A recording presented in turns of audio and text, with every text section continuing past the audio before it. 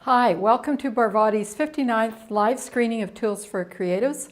I am Phoebe Bradbury, and today I will be demonstrating some of the tools that I use every day in my art studio. I wouldn't want to be without them, and I find new uses for them all the time. There will be promotional offers during the program, and the promo codes will be active during the demonstration and for about half an hour after. The current time is 12 noon Central, March the 11th, 2022. Right now the promotions are only available on amzn.to, and I should say this is the first time since we started that we have all our products available, and the promotion is 25% off your choice of any of the products in the next 2 hours.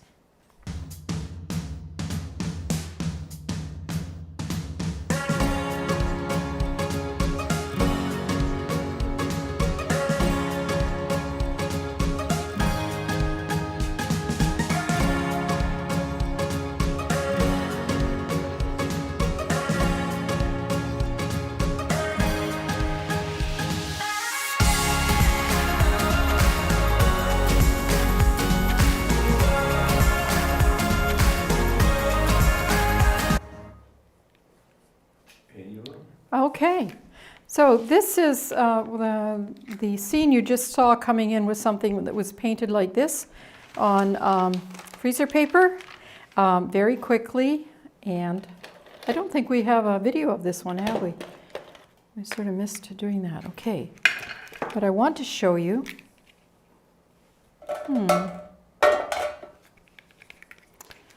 There it is. This is the 1.5 inch, this was done with a 1.5 inch tool, and with one of these things that I incised, oops, and dropped into the corner of the screen.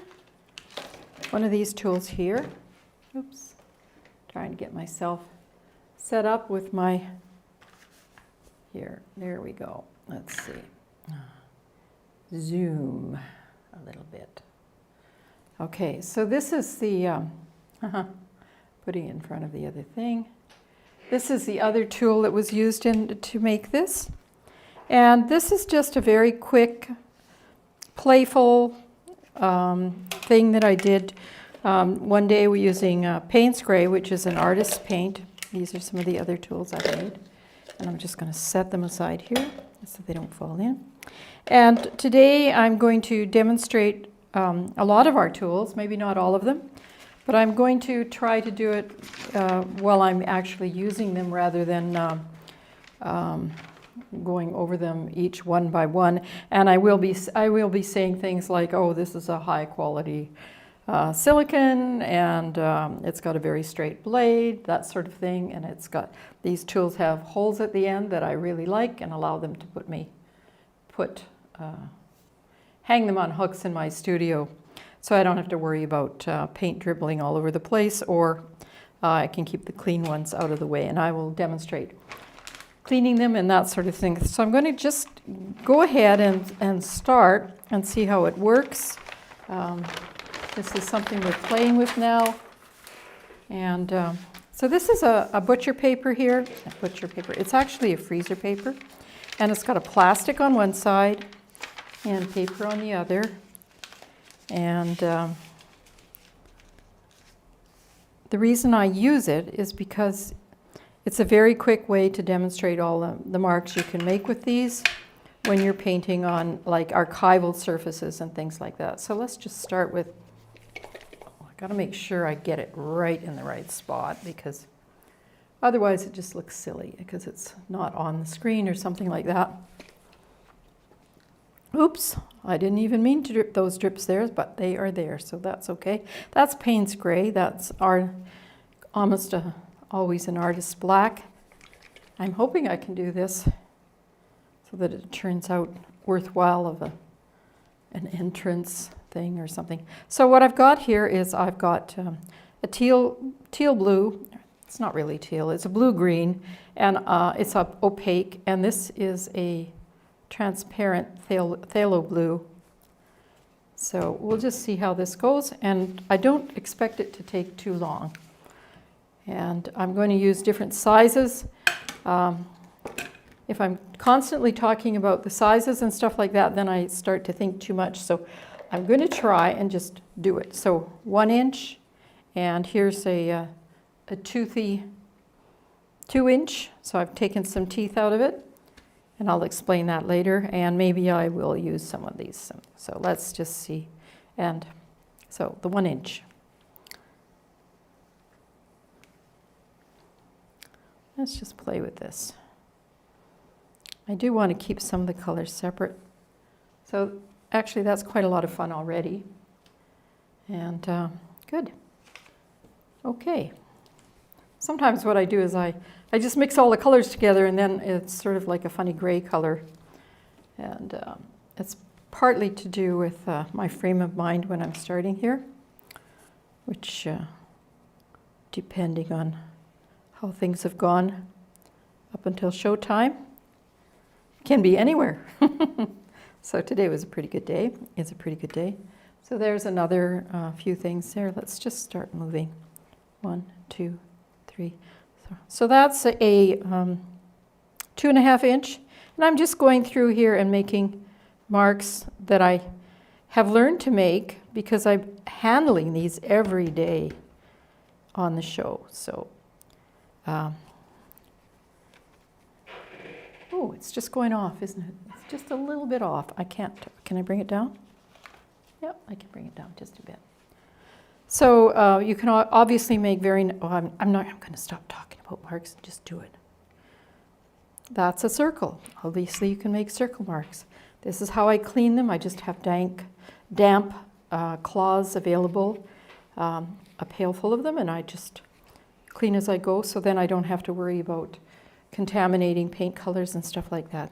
So I like this blue-green, but I don't know whether I'm going to do it any justice or not. These are other marks that you can make with this. On a bigger canvas you might do that. So that's probably the first one, and I'm going to just move it away and leave it. If I haven't learned one thing, if I have learned one thing, it's when to stop. And so that's probably a good stopping point for that. And this is a not archival painting. It's just a little fun thing I did to, what I would normally do is several of these before I start painting seriously in the studio for a day. And I'm an abstract painter, so it's important for me to warm up before I actually do my work. And I also paint very quickly, usually. And I rarely paint in front of people. So I am here. I am in front of you. These are me. I was going to put gloves on today. Just actually, I think I will still do it. And I'll just talk for a minute or two. I'm going to put in front of you a poured painting while I put my gloves on. Is it okay? A poured painting. We might get to a poured painting today, and we might not. We'll see. I think I'm just going to go in a little bit. Come on, zoom in. So this is one of the poured paintings I've done previously. That should be in. And we may get to do one today. I did poured paintings quite a lot 3 or 4 years ago, and what's happened is that the painting, the acrylic painting things have, I've got to cut the end off that so I can use my cell phone and change things on it.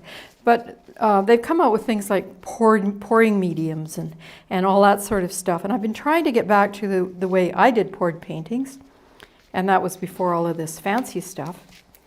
And I've actually, people have seen me make several paintings. I think I've made about 4 or 5. But I'm having trouble with getting them to work. And so each day I try another one. We had one success here, but we're not going to do a poured painting right now. We will do one later, and we will be taking into account the what happened last time, which was I had to scrape it off. And I wonder where I did that. I put it somewhere pretty close. I was going to show you. Oh, I will find it later. I have a pretty busy studio here right now, but because I had to scrape the paint off, it left a really beautiful thing underneath, and we will have a look at that. Okay, so now I'm going to do another one of these. I'm going to do reds, yellows. I got 2 reds here. No, I only need 1 red. And a blue. Well, maybe that's too much. We'll see. Okay, let's put zoom out. Thank you. My zoom. What we need is a zoom command for Previn to have a zoom command, or a zoom button where he is. And unfortunately, I'm the person with the zoom button, and I have to do it with my finger. That's why I had to take the finger off I had to take the end off my glove so I can move the zoom in and out. So move in and out, and let's come in a little bit more here. So I'm going to put some more. There's a glob of yellow. So that is an airline yellow. So that means it's got a little bit of red in it, or it's a little bit reddy, a little bit orangey, I should say. And there's another one. I think I need a dark color in there, but I'm not sure where this could be very interesting. I bet you I'm going to end up with green if I put blue in here. Let's just see. I'll just be brave. And I think I would like to start with these. Okay, now I need some background music, but I don't have any, so it'd be good. I really do well with Mozart. Anyway, okay, let's see. Okay, let's choose a different tool here. I love this orange. It's actually not an orange. It's an Indian yellow. It's a very old color that comes from India. That's, I guess, why it's called an Indian yellow. And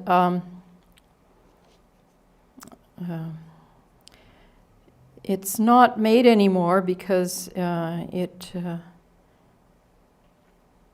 is made, but it's not made in the same way as it was made in India, because it was actually made by feeding cows a yellow or a type of herb or something like that.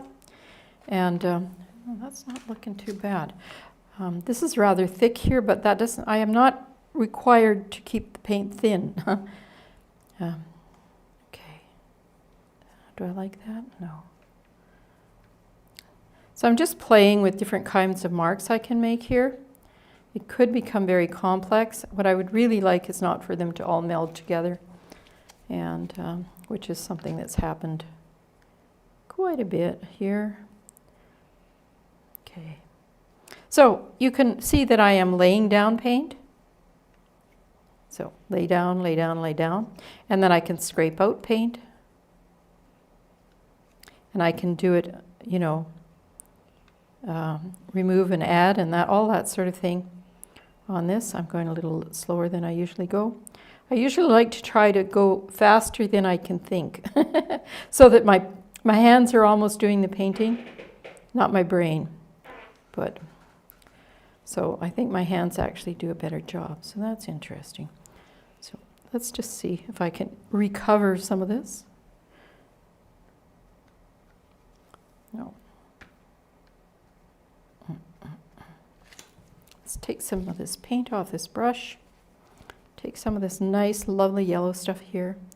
So the reason that it's not made the beautiful in the traditional way is because the cows weren't getting fed enough, a good enough diet. And the paint was made from their urine. So, and this was like over a century ago. But now Indian yellow is made with chemicals, modern chemicals. Thank you. I do like modern chemicals. Okay, let's see. What do I not like about this? I don't like this funny little blue and red rainbow that's going off, but I can't. It's not about correcting, because in general my paint goes on and it stays on. That's the way I paint. So often it's throwing it out or just repurposing it. If I've done it on something archival, like really good paper, like a Yupo paper, and a Yupo is a plastic paper that I often use, then I'll just go over it and do something else with it after. I'm going to scrape that yellow down. So I think in this case, this is one where I was thinking too much. But on the other hand, my hand seems to be taking over right now. And that's not always a bad thing. So let's just see what my hand does with this. Okay, actually, I like that much better now. So I still don't like the blue and red off of the back, but I might be able to incorporate them a little better. Okay, so that's number 2. A masterpiece? No, but not by any means, but it was fun, and it's warming me up. Warming me up for my day of painting, which, because I'm doing these shows, I'm not getting actually to do much painting except on the shows. But it is certainly getting me back into my painting practice. So because I'm a little warmed up now, I'm just going to do one of these. And this, and this, and this. And how about some Payne's Gray? Now, I'm not in any way suggesting that you do this. This is my process. If you want to do it, sure. If you want to have, I love it. I love doing this. It's a lot of fun just playing with it, and I often will just squirt out paint like that. But here we go. Is it okay? Can you see it? Okay. So this is the first little tool that I made. I call it a parallel line maker. And these sturdy little they're not brushes, they're modelers. They're like a paintbrush that would be shaped like this would be called a modeler. And it looks like almost like a house painting brush if it's a brush, but they're like the workhorses of your studio. So if you have a brush like this, you can do all of these things, but between every stroke you would be struggling, especially with acrylic paints, to wash and clean your tool. And this is just instantly cleanable. With my damp rags have dried out a little bit, but they're still pretty good. If I have a day between showing, then sometimes they get a little dry. So let's just play a little more. I love this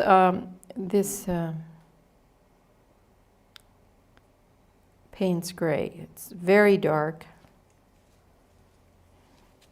and it does look black, but it's actually more like an indigo. Okay, let's pull it in here. Pull it across there. Now this, I don't know what's going to happen with that yellow. Yellow, yellow, yellow.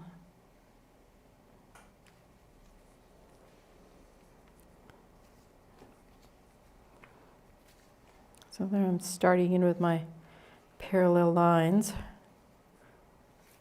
Or not parallel lines. It's for some reason, this is the way I'm painting these days.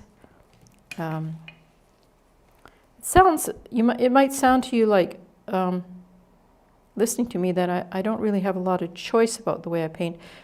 I do have choice, but I find that what turns out best for me is what I'm enjoying. So if I'm not enjoying it and sort of following along what feels like the right thing to do, it doesn't turn out that well. So, ooh, I like that color. Let's just use some of this over here. And I feel like I need a little blanky spot in there. So the next one I'm going to do is going to do different, maybe different marks. So that's one of the things I love about these, is I can make so many different marks. Now, I have been demonstrating these with, then I'd stop in the middle of it and I'd demonstrate something and then ruin it. So what I'm basically going to do now is just, rather than ruin it, I'm going to just take it aside and I'm going to do another one. Maybe demonstrate something there, which is a little different than this. Okay. So here's a little bit what I'm talking about. This is one done on a Yupo paper. And a Yupo paper is archival. This painting might look like it took a long time, but it actually took about 3 minutes. But it's a different method. But I'm going to try and use some of those marks here before I actually move to Yupo paper, which I can do in a minute or two. Okay, so let's get some of this. Oops, better put fresh paper. Oh, I'm learning to set myself up with sort of movable boards so that I don't have to actually clean up my space each time. I just put them on these are just on the backs of little painting boards that I've had laying around. So I just put my paper there, and then I'm ready to go, and when I can just move off when I've done it. So I'm going to use this red, and I think I'll use some of this red gel with gold in it. Now this looks very funny because it's got a lot of it's got a couple of things going on here. This is something I used to make raised marks on mine, but I just felt I wanted to use this color. But it's a bit odd because it's not really that color. When it dries, it will dry like that pink you just saw on the it's actually, the original painting done like that was a flamingo painting. It's called Flamingo Land. Oops. And I showed you a version of it. But this is got red in it. It's got a gold, metallic gold. And not much, but it's got a lot of paste in it, which is just a thickening paste, which will give ridges to the surface or allow me to paint down through it. So I'm just going to, I just thought it would be nice to use this to give you some different kinds of marks to play with. Let's put a little bit more red in there. Okay. And let's put a little more gold in there. Now you might be wondering about my paints. They're all professional paints.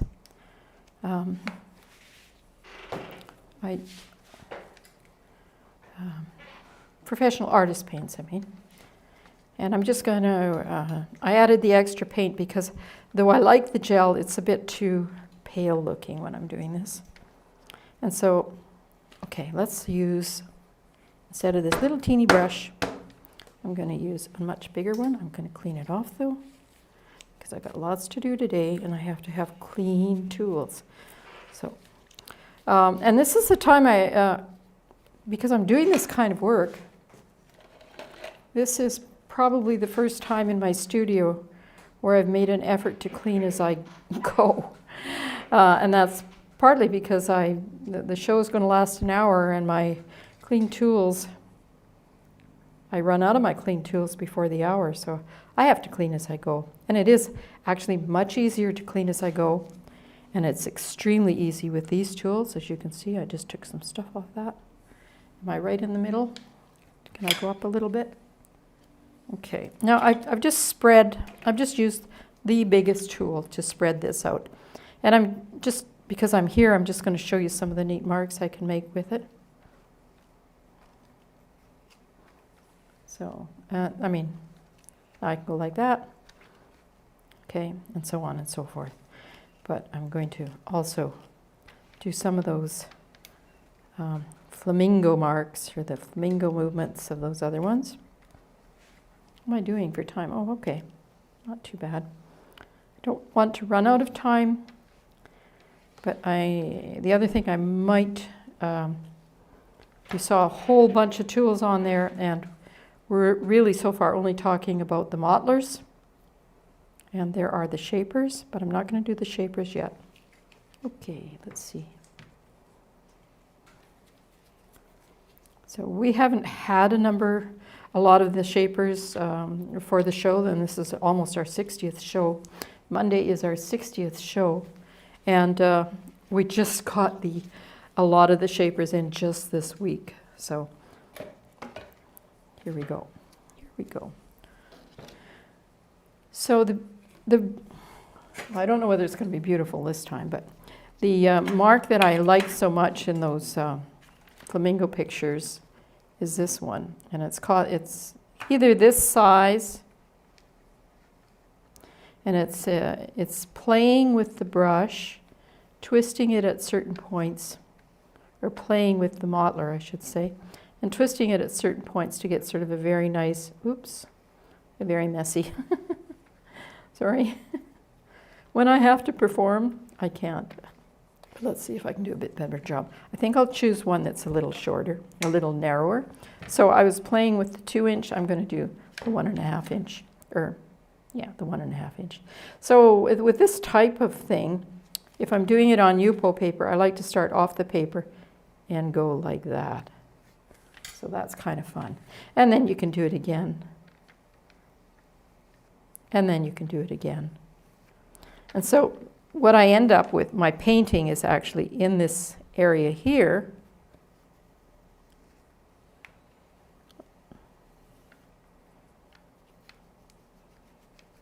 That's the actual, but I have to use the outer edges in order to get it. And then what I did with some of those is I went across like that, and then sometimes like this. So this one actually doesn't show so much of that type of painting, but it gives you an idea of how I might have gotten the background. I'll just do that one more time, because it fascinates me, and I forget what I've done from the day before. So often what I would do with that one, with this, something like this, is I would actually start out by putting a textured background in. So I might use this. This is not one of mine. This has got a very rigid silicone in it, but I took the time to make very precise marks, so I keep it just for that. Here I am. Very precise teeth. Good thing I have gloves on today. Very precise teeth. So I'm just going to put a little bit of background marks in here. And you think, oh God, that's too much. Of course it is. But now we can take and put the smoother ones in. And we can go like this. Oh, I wanted to use the smaller one, so let's go back to the smaller one. Here we go. So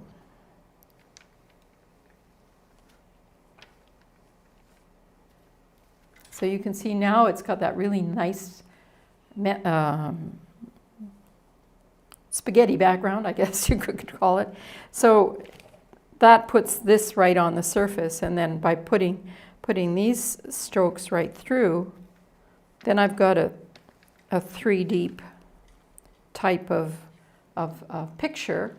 And then if I want to just play with some of this, so I could take my big one here, and I could, well, that's too big on this little drawing. So but I could just go through, and I could just smooth out some areas like here and here, something that doesn't really dissolve the pattern on the surface, but just makes you think about, oh, there's something on top too, okay? So that's kind of how these are constructed. That's what you'll notice with this one. I put the regular, not regular, I put this thing on the top surface. This one I put it down behind. It was behind on here, but it was almost showing. So it gives you an idea of how you can build up one of these and make it multi-dimensional just by playing with the tools. So I'm going to take that one off, and I'm going to try and repeat this on a piece of Yupo paper. Okay, and I'm going to do it this way instead of, okay, where am I going to put that one? My floor is covered with pieces of paper. Okay, so I'm going to grab a piece of Yupo paper, and I'm going to use the same colors. Where are they? There's the gold. And I was using some out of a tube. Where did I put that?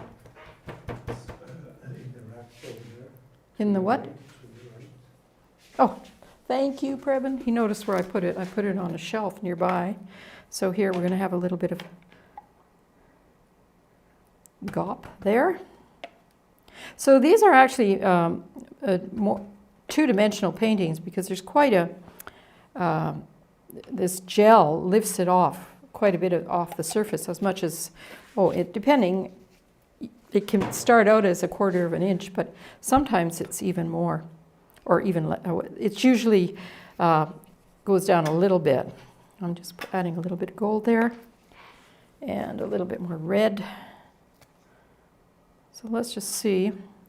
So now, and just as in the other one, how I went off the edge of the paper, I'm going to do it here, and it's going to make it very messy, and that's okay.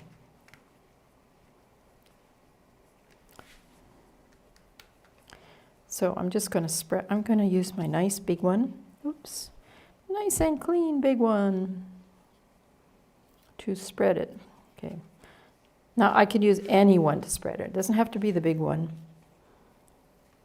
But I'm just showing you how nice this works, how easy it scrapes off, and how sharp a mark you can make. Look at that, eh? Okay, so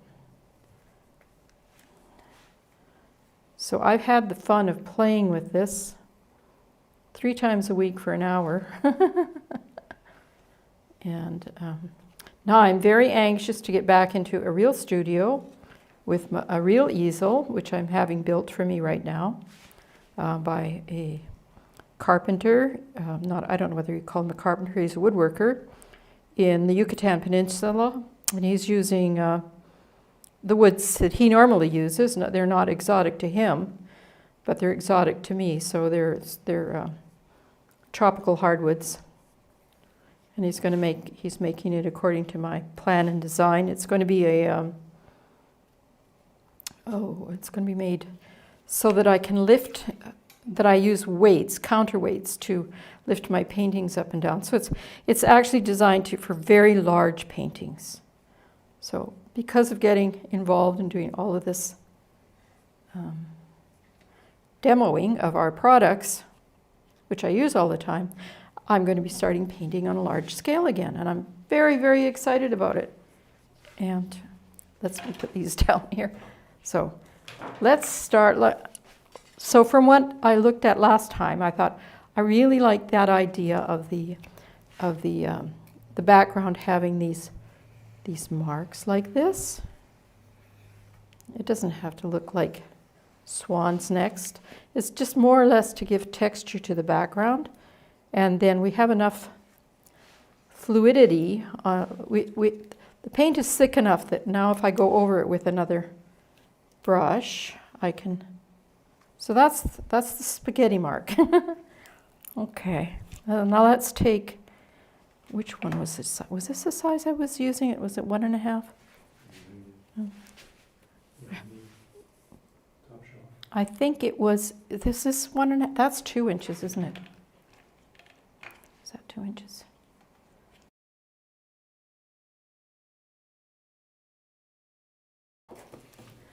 Here it is. I recognize it now that I see all the paint on it. Thank you, Previn, for noticing it for me. Previn is my, did I say you were my husband? Oh, thank goodness you are. Yes, I need you to help me sometimes. Here, okay, I'm going to just make this a bit smaller. Oops, ooh, I like that. I'm going to bring it right up here. Okay, so once again, I'm going to be making those marks. Make more. I'm not thinking about them too much. I'm not worried about whether they're overlapping. My biggest concern is that they go right off the edge of the paper. So now I have these on the surface. What was the next thing I put on? Oh, I put those marks going across like this. Okay, so I'm going to clean this little brush off, and I don't want to lose my paint just in case I need it for something, so I'm going to put it over there. And I think I'll make it with the same, yeah, okay. So normally I would do this without thinking, but I'm thinking that that's okay.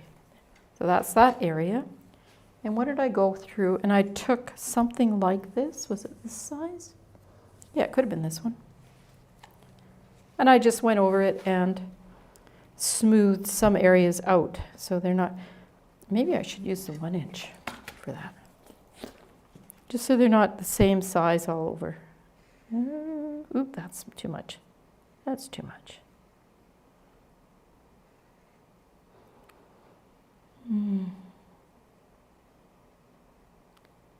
And of course, if you do this, you will do something completely different. Well, what I used to do is I used to copy whatever other people did, and my stuff always ended up being completely different anyway, so that was good. And so what I'm going to do is just go and do, because I kind of like the darker color in there than scraping through to the white. So that's all I'm doing now. Okay, here. So you have a choice, and these lovely little blank spots that I'm putting on here, they don't have to remain blank because I've put, oops, that's too much. Okay. But what I can do is I can look at it, and I don't want to look at it too much, because then I start to, but I can put marks in here. That one looks like a dollar bill. I don't think that's appropriate. Just. And some of them you can go over them again. You can go like this if you want. And you can do all those things. Okay, this is a little bit bare over here, so I'm just going to put that in there. Okay. So this is this, oops, do I like this? Once I lift this off, there's no putting it back down because I've got the thing going. I got the background gooey. So you can see that that's a little bit more interesting. And this is on Yupo paper, which means that it's archival. And that just means that you can sell it or whatever that you want to do with it. I'm going to put it somewhere now. Back there. Okay. So that is, would you like to show the part on where people use our products and how they're used? And right now, Previn and I'll get ready for doing a pour. Okay? Great.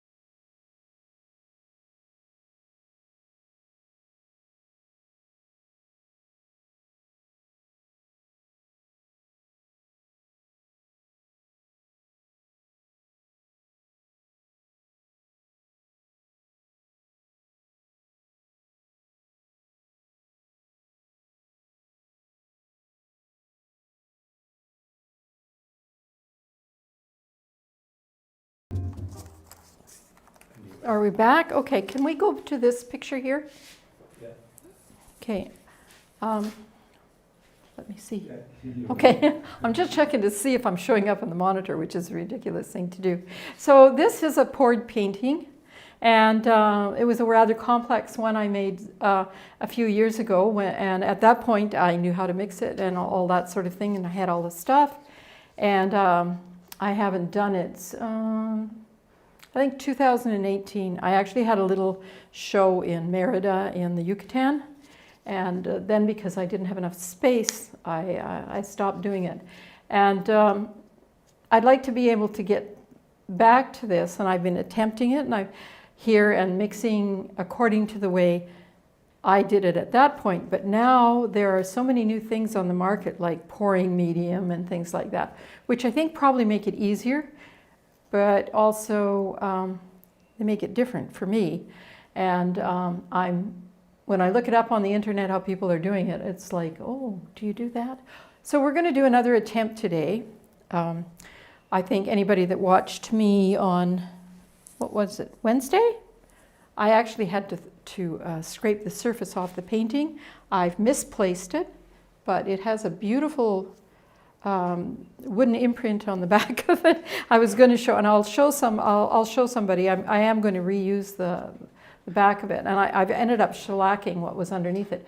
But just to give you an idea, this is an 8 by 8 inch painting originally, and this is a 1 meter by 1 meter print that was done for me in Mexico City, and the printer said that this could be printed with just as good a resolution, about 3 or 4 times as big as this. So the possibility for printing this and the resolution being very good, and that's what's true of poured paintings done in a certain way.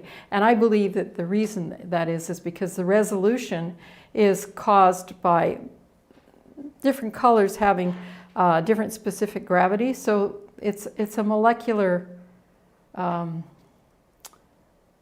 when the paints mix, the difference between one and another, it's the difference in the molecular weight of the specific painting. So it is a molecular change. And just to show, I think I've explained this a couple of times now, but this particular, I don't know what I did with this original.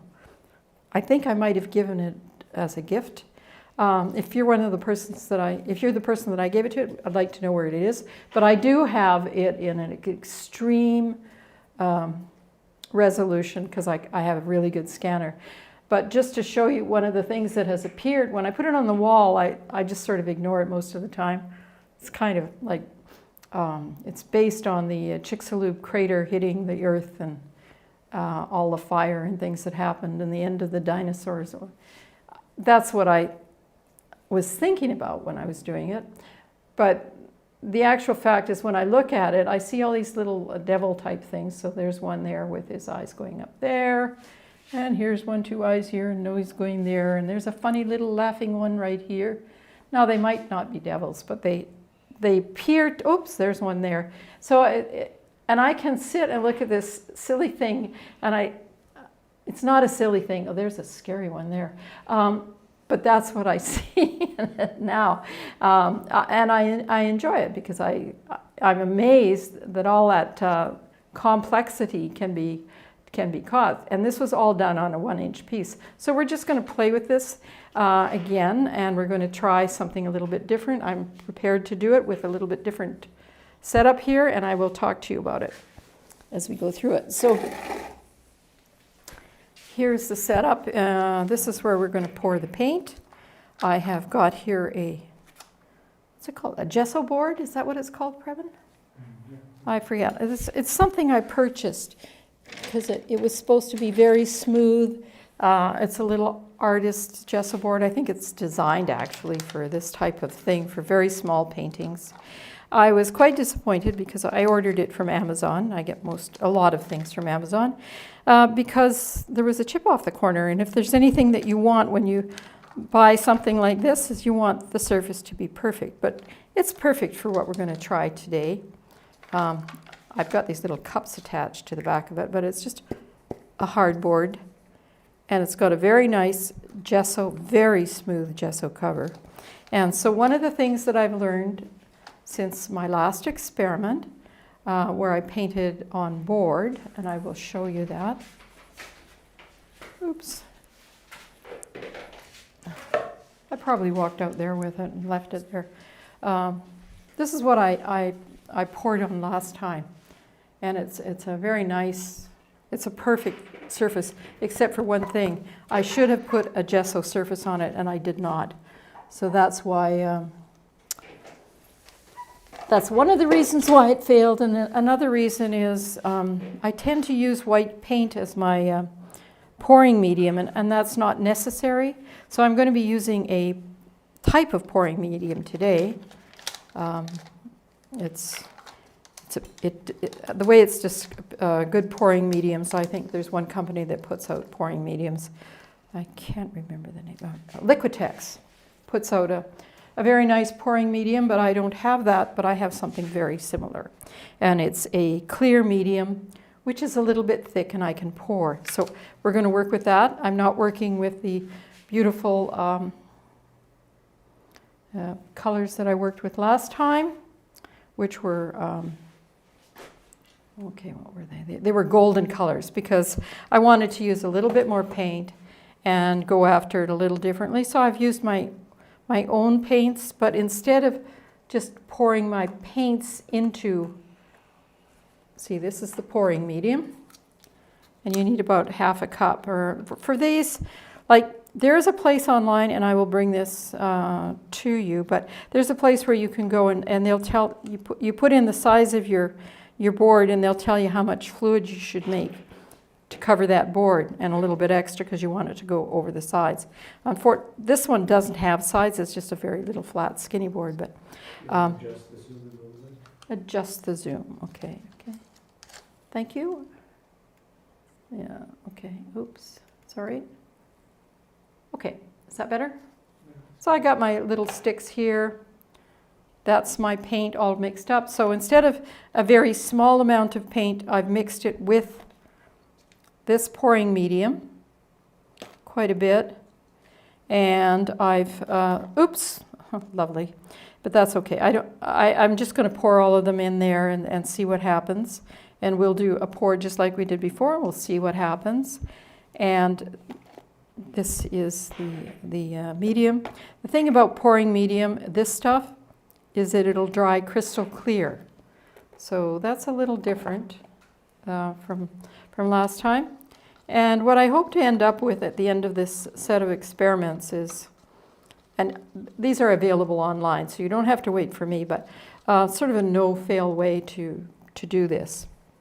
But it's kind of, I don't know, maybe it's, I like experimenting. So what I'm just hoping you don't mind experimenting with me. So this, I'm just going to pour these into this, because apparently I need more medium on my board.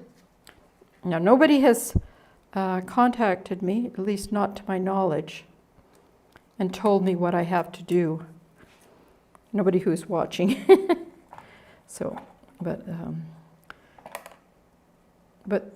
oops, oh goodness, you should watch me struggle here. This is kind of funny, actually. I'm trying to pull these two apart, which have dried a little bit, and I'm pulling this one here, and so I'm still struggling a little bit. So I just want to take these and pour them individually into this thing, the whole thing. So we're going to have a lot more colored paint in there. I was very stingy before, and I have no idea what's going to happen. Oh, looks like I'm going to have a lot more than I need. Let's just do this, a little bit of that. I think I probably need the whole cup, but I'm not sure. And I think this is called a dirty pour. I'm not sure, but I was actually online about half an hour before we did this, and I have been checking it, and then I came across this one site that looked really good. So the pour I'm going to do is what they call a tilted cup pour. So I've got my paint in that cup. I'm just going to turn it over And it is possible to pour this stuff very differently. And I did add a little bit of a very special oil to the blue, and I let it sit. So those were things that I hadn't done before. I had put oil in it before, but I hadn't really paid much attention. So we're slowly getting closer and closer to what might be something that'll work. So I can let it sit here for a bit. And you must know that I'm not pretending to be an expert on this. Ooh. Oh, I think I could have used a little more white. There is no white in this one. So this is a very dark one. And let's just let it see if things are gonna bloom or... the other thing I can do with this if I want to is I can add colors to it. I'm going to, I'd like to encourage it to go to this corner here. So one of the tools that I do use that I didn't demonstrate today is I use these shapers for doing this sort of stuff. I'm just going to try and tilt it over to that corner.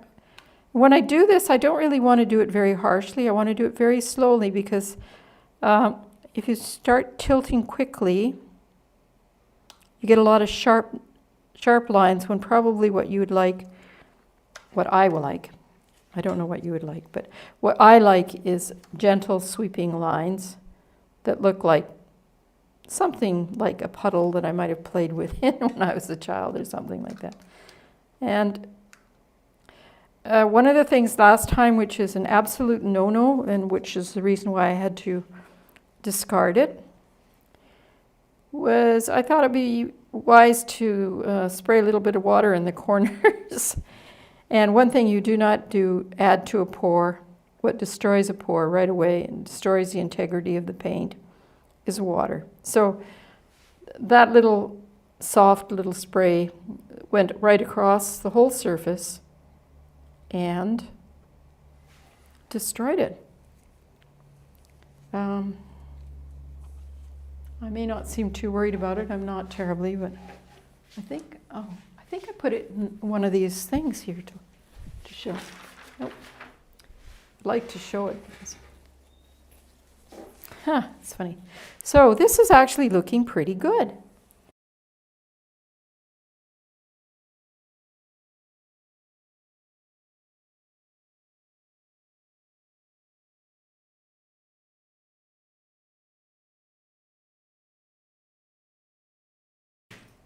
What? This is the one that I screwed up. And this is when I scraped the paint off, this is what was underneath it. And you can see it's just a plain board. But what I did this morning is I covered it with a shellac. And I'm going to play with it.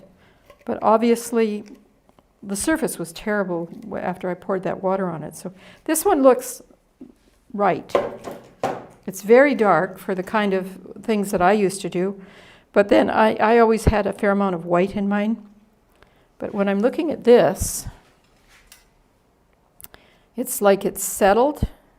It's got, I don't have to paint the sides like I normally would, because I usually use the thick-sided things. So what we've got here is something that it looks like it might be quite nice. I haven't painted into it yet, which I will do in a minute. And these are what I use to draw into them when they are settled. Now this one, I'm not quite sure if it's settled or not. It seems to be making something called cells at this point. And I'm just blowing on it. I know, but I'm blowing on it. Okay. I'm sorry, the back of my head is not the most, it's not my best side. Let's put it that way. Okay, so and I do have this on a little rotating thing, which is great. I'm going to make it go a bit bigger. Oops, not that big. Come on. Come on, zoom. Oh, boy. Oh, I know. I'm trying to zoom with my finger that's covered with glove. There we go. Now, I'm going to try and get... Can't make it any brighter there, can we? It's pretty dark. Oh, no, it's not too dark. Oh, it's quite interesting. So, what you're seeing, part of the stuff that pours off the sides, you're sort of seeing that behind. So, I'm noticing this very dark in the middle here.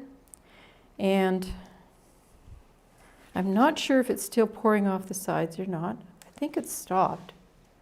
So I don't really want to start working into it if I think that's that little corner, with had that thing on it. Okay.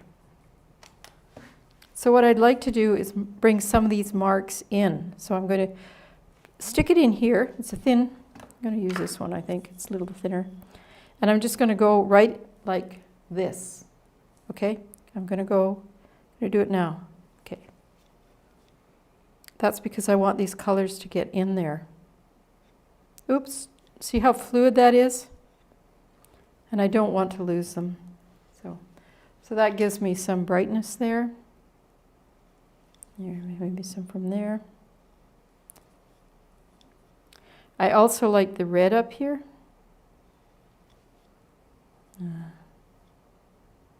I'm wiping it off between because I always want it to go to the center of the color and pull it out. So depending on the type of paint you've used, this will be easier. This is probably not going to flow too much because it's been sitting here for a bit. And I'm just drawing these things because I can, and I don't want to just sit here and do nothing. And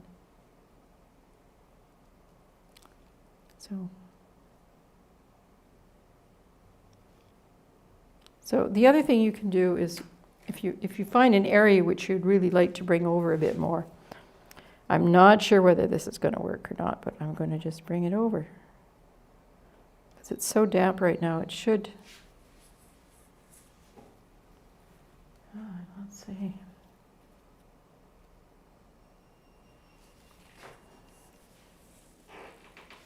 Okay.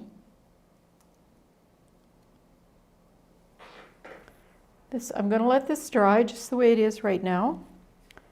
And we can have a look at it on Monday. And I just want to, let's see. I want to do a bit of this stuff with this blue here. Next time, the colors are not going to be so dark. Let's put it that way. And the bright yellow really made a difference there. Oh, actually, I could, if I wanted to. This is where I could do stuff. Like I could do a little bit of yellow there. No, I may have ruined it, but I don't think so.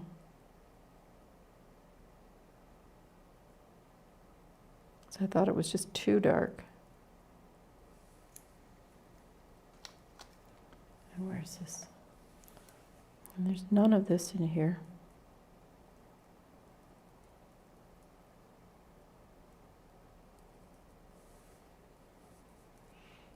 So this could add some, what this can do, what can it do? I don't know.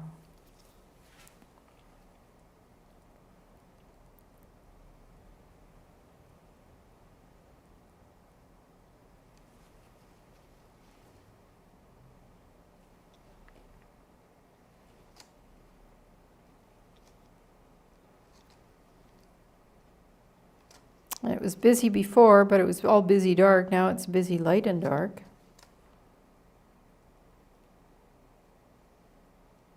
Oh, I know one of the things I used to do was swirls. One of my best ones was where I did a fair number of, I'd start like that, and then I'd go like that. But this looks a little spotty to me. Let's just see if we can do something.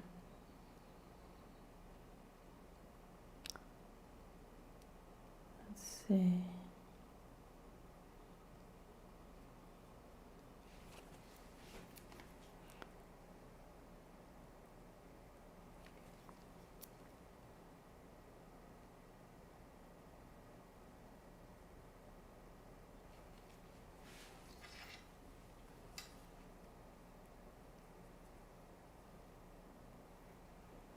So if I have things that are similar, I'm just going to leave it like that.